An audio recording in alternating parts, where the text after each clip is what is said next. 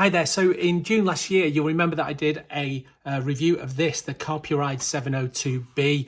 It's a replacement for the Sat Nav VI, which, as you probably know if you saw that video, I'm not a huge fan of. Well, Carpuride have released the 702BS. Hold on.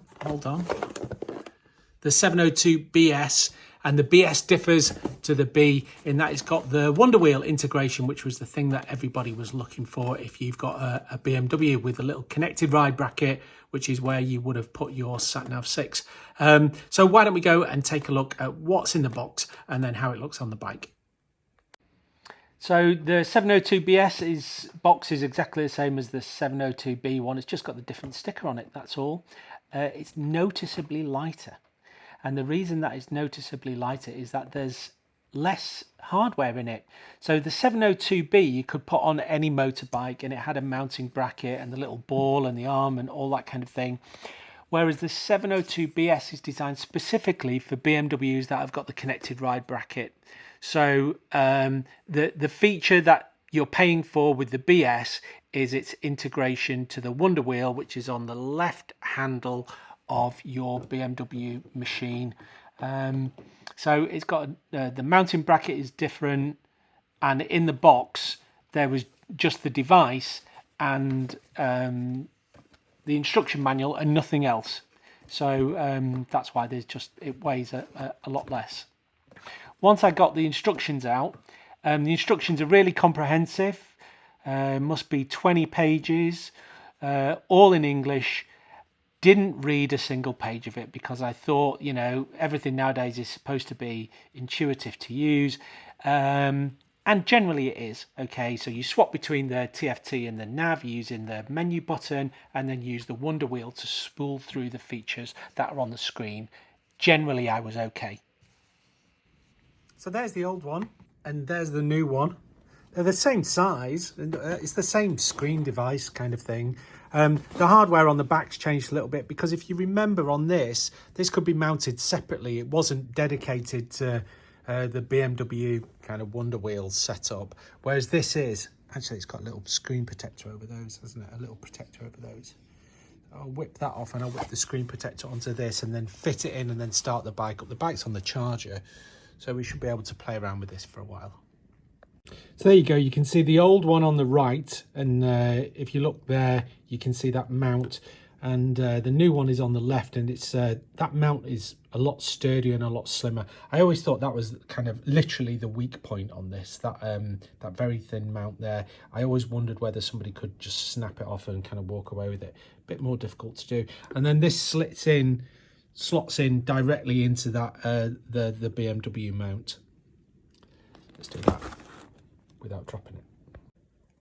Yeah, so you do have to take this off. It doesn't say it in the manual, but you do have to take this off. And yes, I did just put it in and wondered why it wouldn't start up. So I just put it in and started it up, and that's what you get. That's the kind of home screen. Started up straight away onto that. And if you remember, when you've got the sat nav in, you use the menu to toggle between it. So let me see if this will work. Yeah, can you see that bit there? That's how you toggle between the TFT and the nav. So if I switch it onto the nav, there you go. And then can you see how the cursor changes? And then okay, so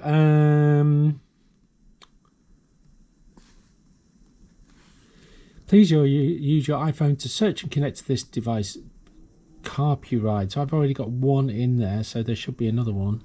Other devices, Carpuride. There you go. Passkey pair. Yep. No, I don't want all this contacts. Don't allow that.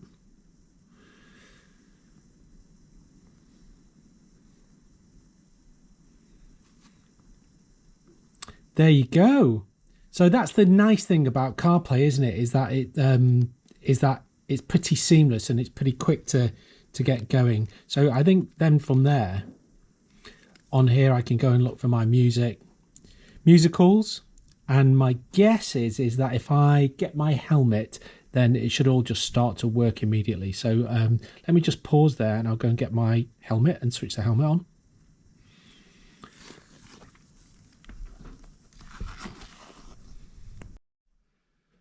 Okay, so hopefully you can see that. There's my helmet.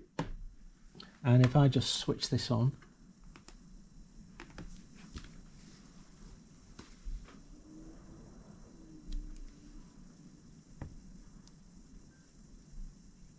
Hello, phone connected. Right, so if I...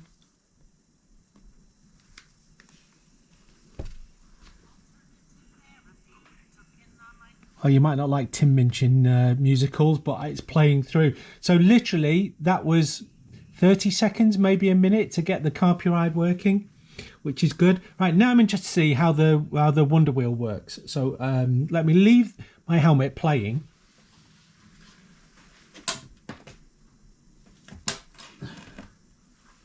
Let's have a spin through these.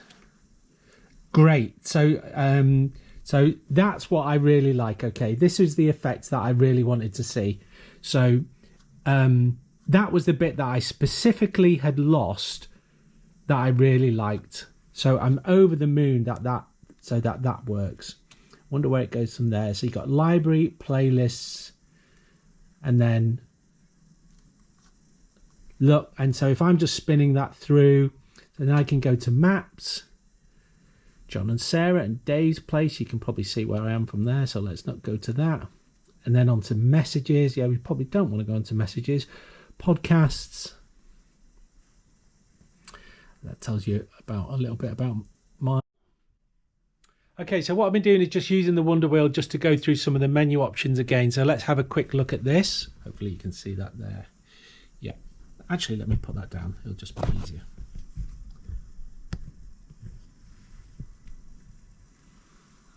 In frame, yeah. So again, I'm just using the WonderWheel here, and the bit that I want to see is car home. I nudge it to the right to select it, and then I can go through this. I wonder how I get to the top.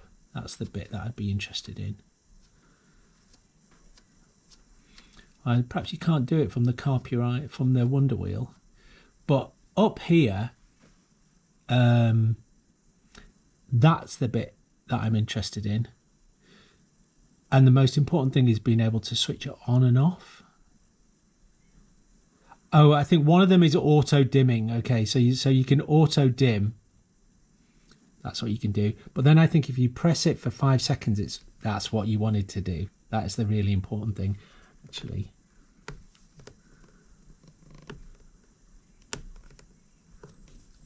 Oh, look at that. Oh, that's the best bit, isn't it? That's the money shot. Cool.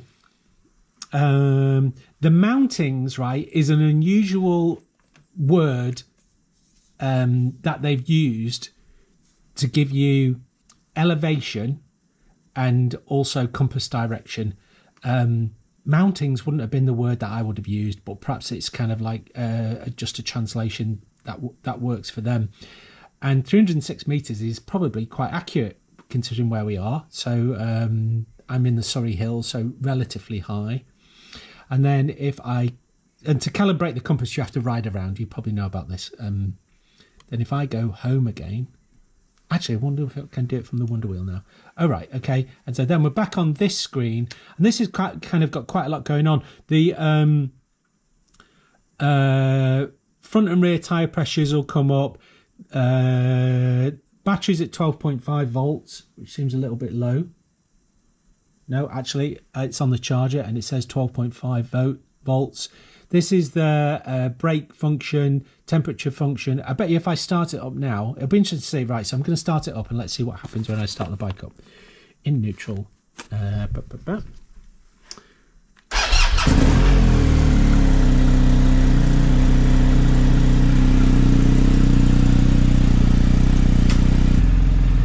Started the bike up in the garage with the door closed. That's probably life limiting, isn't it? Okay, so this is the Carpuride home screen, and I was interested to know how you swap between that and kind of the display that you used to be able to get on a Sat Nav VI. And if you press this button, a home button. Then you get that screen. You can change mode. So there's a daylight and a dark one. And then I know that if you press the MPH button, it'll swap between MPH and KPH.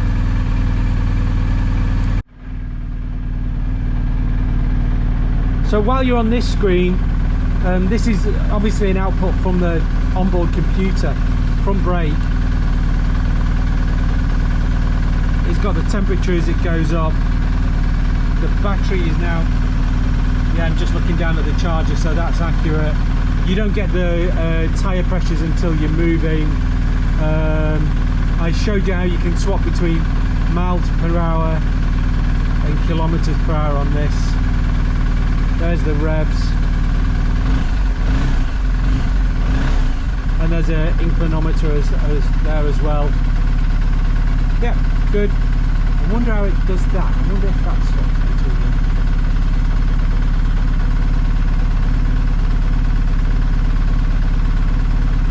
No, thought it might do, but it doesn't. And then that. Yeah. Yeah, good. So it's on TFT at the moment, so let's switch up to nav. And then the cursor shows around there, and then I can select on that and it brings it up to CarPlay, and then I can select on that and it'll pick me up on the other screen. So then I'm in CarPlay, I've got my audio outputs. So then I'm in the CarPlay screens and I can go along there. That's good, I like that. It'll take a bit of getting used to, I appreciate that, like I've been using it for 10 minutes. Cool. Cool, so in the back, mad hair again. It's because I've been wearing a hat. So in the background I can hear my helmet, it's just sat there. Playing some of my music as I've just been spinning through the Carpuride on here. Now I think on the home screen there's more stuff. So the big thing for me about the new one was the integration through to the WonderWheel, because I'd lost that and I really liked that, being able to spin through tracks as you're going along. That's super important to me. I like the way that it kind of just that literally took a minute to get it hooked up to my phone, and then I didn't do anything with the helmet. It just kind of came up automatically and you can spin through it on this. I think it does have integration through to another helmet. So if you use it, you know, and you sync up and you're with a partner who's on the back of the bike, then that works.